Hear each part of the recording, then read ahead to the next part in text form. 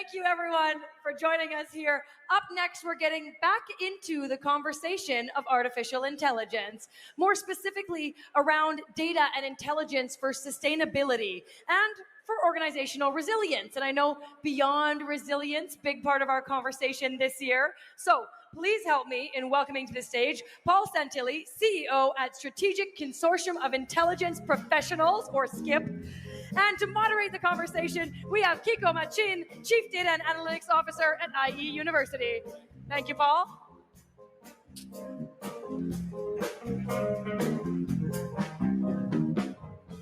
Go, Francisco. Well. Before starting, I need to say that I think you guys, you are the best audience I have seen in my life. I have done many conferences around the world, and I have never seen something like that in my life. So Paul and I were more than humble that speaking in this slot for you guys this afternoon. And today we want to talk about how artificial intelligence and data-driven insights accelerate sustainability to foster and engage the organizational resilience. And that is something that Paul is going to explain us a little bit more. In other words, how AI and data are reshaping industries, being more efficient in terms of resourcing, for example, resources. So, Paul, this is a topic many people they have already talked about that, but I think you are the right person because you know about the different industries, different geographies, and I like to start with your background and why you know or how you can explain about this. If you can introduce yourself and explain how, from your perspective, how data and artificial intelligence project can reshape and accelerate sustainability in the companies. Excellent. Thank you, Francisco, and thank you all for welcoming here in Brazil.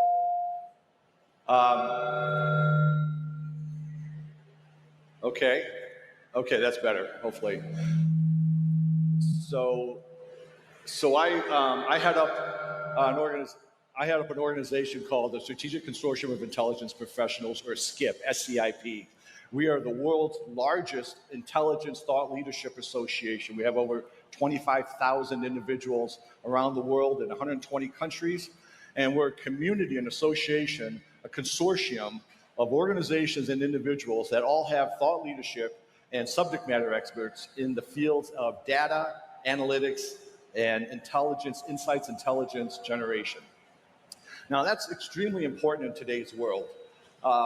SCIP was founded 30 years ago, nonprofit, primarily in the competitive intelligence space. You know, how do you get data and intelligence to really look at what your competition is doing, and how do you look at supply chains, pricing, products, all these kinds of things, and figure out a way to outcompete your competitor, right? 30 years, 40, 50 years ago, the world is a very different place today than it was then. What has transpired over that time has been nothing more than astronomical in terms of the effects on data, on intelligence, and so forth. What has really illuminated the need to expand this intelligence application scenario to a greater audience is really COVID. What happened in COVID is that we had such a lockdown on capabilities and organizational behaviors of businesses, is that businesses who weren't digitally transformed, you probably heard that phrase, were subject to being exposed. COVID exposed three main areas. I call them the 3 A's. One, it amplified the strengths and weaknesses of an organizational value proposition. 2, it accelerated the value proposition trajectory. And 3, it required organizations to augment their products and services portfolio.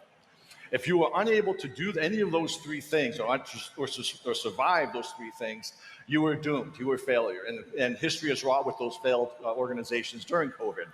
What came out of that is the need to invest in the understanding of how do you digitally transform, i.e. how do you use data on a larger context than just in the competitive application, but how do you use data in all different applications healthcare, financial, economic, human intelligence, human data.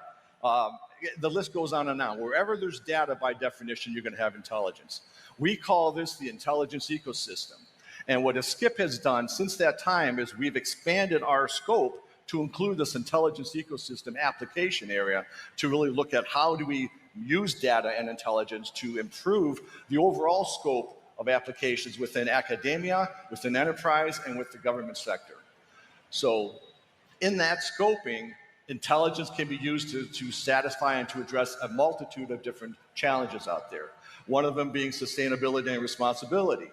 That is a huge area that's a major tenet of SCIP's foundational value set, where we are looking at working with companies and even the government sector in underdeveloped countries to see about improving situations around sustainability, social responsibility, saving natural habitat, and putting infrastructure in places like Africa, Southeast Asia, things like that, because we are an organization equipped with these individuals with the knowledge of being able to understand how to use this data to create intelligence that drives a strategy. And Paul, what do you think many companies from many sectors, they are still hesitating about investing on sustainability projects to be resolved by data insights projects or AI? What do you think that is happening? So, great question. And I'm going to bring in the argument around AI in the data analytics perspective and the data intelligence perspective.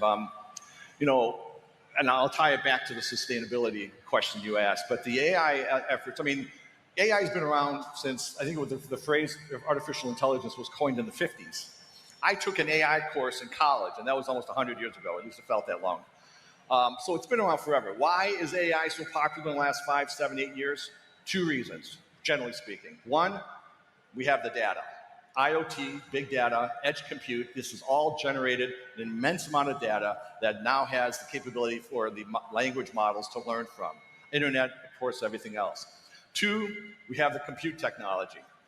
Data center technology, compute technology is there now that has the horsepower behind the algorithms to be able to have AI generate the type of content that it needs to generate. However, AI, just like all of the other intelligence we gather, is all related to old data, right?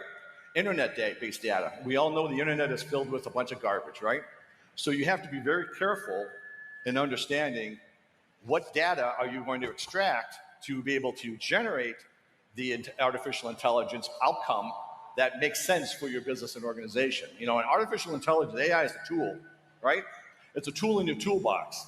It's not the stop point. It's not the end point for any sort of analysis. It's the tool that gets you content so that you can have an action plan and put business outcomes in place and actually measure the results of your outcome, of your strategy.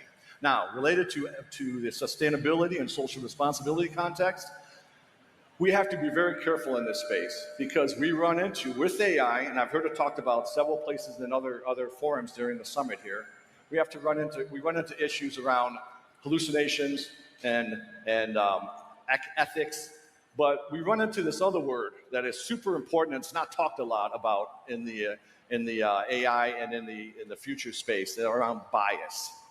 Okay, because by definition, all the data that's out there is being pulled in and it's going to be biased in some way, shape, or form. And we have to be careful that the biases associated with data that's being pulled from one part of the world isn't applied to the value set in another part of the world. So what I'm saying is that when you look at sustainability and social responsibility on a global scale, which is what SCIP is doing, we're globalizing our intelligence efforts, you can't paint the world with one brush. You have to go in and really understand the details around these sustainability and social responsibility efforts amongst all the other intelligence needs and at the regional microcosm level of the countries themselves and understand that. And what SCIP has done, what my organization that we've developed, are what we call these Intelligence Centers of Excellence, ICOEs. They're extensions of SCIP by which we have regional intelligence communities that talk about and gather the data, challenges, intelligence behaviors, the maturity of the intelligence modeling, best practices, tools in each of those locations, because the ICOE, the Intelligence Center of Excellence community in Africa, is going to be very different than that in the US in Silicon Valley, right? So the intent is to understand the differences in either the regions so that you can put in specific bespoke solution sets within your map around sustainability and social responsibility, for example. And that's the difference that I think we need to really be cognizant of. When we start looking at these global solutions, we have to be very specific and we have to do due diligence in addressing the regional specific needs in that space. Fantastic. We had a conversation back in the backstage about resilience. It's a fantastic topic. I would like you to explain and link that concept of resilience with the opportunities of doing AI projects and data for the organizations. Resilience is one of my favorite words, and until I came to this conference where I see resilience everywhere, I was challenged and disappointed that resilience isn't used a lot in more data analytics and intelligence discussions. But you've got resilience everywhere here, which is wonderful. Resilience really talks about your ability of the organization to adapt and to sustain disruptions and things like COVID. If you were digitally transformed, your organization had the resilience to continue moving forward. AI gives you tools to help with that resiliency. But what's missing in this modeling around AI and intelligence and data and so forth is the futures. We call it futures or foresight, the futures perspective. Because AI is built on old data, the ability for AI to predict is a developing area. Some areas are better than others, but it's a developing area. But let's take it a step further. Not only predict, but also to then prescribe a solution set on how your organization needs to behave. This is when you start getting into what we call futures and foresight and scenario planning. The area here, I understand, last year went through a very damaging flood. Very, very sad. And I have to commend the organization to what progress they've made in rebuilding everything to the current state. It's admirable in terms of the work you guys put through to do this. But the content of looking at if AI could have helped mitigate some of those concerns by projecting what could have been potential issues, projecting what could have been early warning signals around what needed to be put in place to prevent these sort of catastrophic disruptions. In the United States, California, wildfires, devastation, right? Even some of the conflicts that are going on in the world today between countries. Again, many different areas that hopefully with the use of AI and foresight, you can help mitigate some of those concerns by anticipating the issues beforehand, getting those early warning signals, as they call it. And Paul, what do you think about the main challenges that any person who wants to launch these kind of projects in an organization for implementing and improve their sustainability projects with AI? What do you think are the main challenges that they are going to tackle? Thank you. That's a great question. So my recommendation in this talks that I give is really around making sure you have an organization that has a data-centric mindset. Okay, what does that mean? There's a groundswell at the lowest level, at the analyst levels, of using data to make decisions, right? But there's also needs to be a executive C-suite leadership in the data-driven cultural aspect of using data to create strategies, okay? Go back to that COVID example. 10 years ago, you didn't have people in corporate and in enterprise organizations with titles of chief intelligence officer or chief data officer. It didn't exist. Since that time, what happened is that those organizations were investing from keeping their head in the sand and almost like a black swan type of a behavior where all they were doing was talking about growing revenue and not building their digital footprint inside and their IT investment inside. Transformed now after COVID with saying, oh my gosh, we were exposed. We didn't have a data-centric organization. Now we're going to invest everything in IT, and there's tons of data to support this. We invest everything in IT. We're going to forego all the growth of the organization and invest in IT. Those organizations that were digitally transformed and used data as a growth enabler were the ones, and I use the analogy of if you're a boat in a storm on the ocean and a storm comes and hits you, those companies that weren't prepared are investing in buckets to empty the boat. The companies that were prepared are investing in sails to drive the boat through the disruption and be better in a better place afterwards, using the disruption as a growth enabler.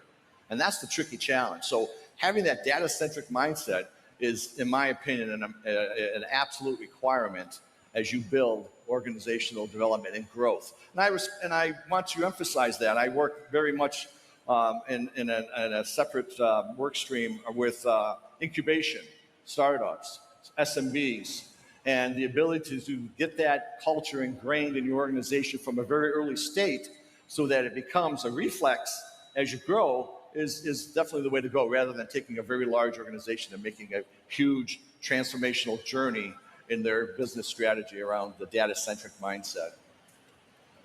Well, fantastic, fantastic. And what do you think about, I mean, from your worldwide perspective, what do you think about the risks? I mean, the ethical risks maybe are different.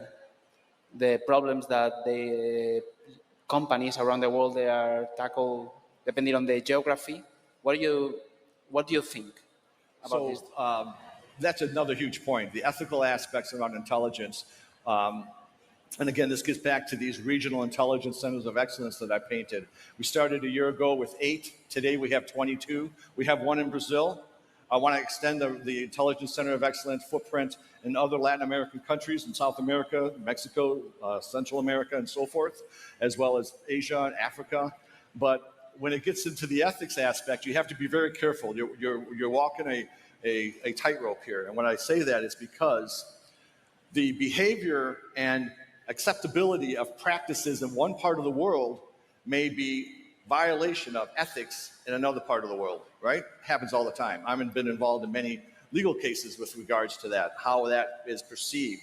So this is why this Intelligence Center of Excellence perspective is important, so that you're looking at the intelligence requirements and the ethical considerations at a geographic regional level, so that you're able to not generalize your ethical considerations across the world, but actually address it from a regional specific perspective.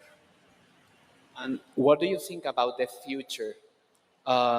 In 10 years, is going to be the same? We are going to face these kind of projects in the same way? We need to take into account different approaches to face these projects? What is going to happen? I get asked that question all the time. Actually, we're all going to be robots. You saw the robot over the marketplace. That's all going to be replacing us. No, I'm kidding, of course. No, so the future considerations, obviously AI is going to have a major part. It's not going away. It's going to get bigger, better, faster, cheaper, right? And it's going to need to be complemented with the human intelligence aspect. And what does that mean? What level of overlap? What level of guidance? What level of collaboration does that exist? I think nobody can really answer that question effectively today. But I truly believe that there'll be this human element that will always be ingrained in the acquisition or the data analytics and the outcomes, the action items that come from the analytics, from the heavy lifting that AI provides. So in my opinion, if you embrace the new world in that respect, the AI data-driven world, rather than bracing for it, but you want to embrace it, right? A little play on words. If you embrace that and take that with you and develop that as part of your organizational culture, you're going to be in a very good space. And I truly believe that in the organizations I've talked to around the world, they want to learn more. They want to develop this. They realize the need that if you don't have this as part of your toolbox, that you are going to be exposed and at risk.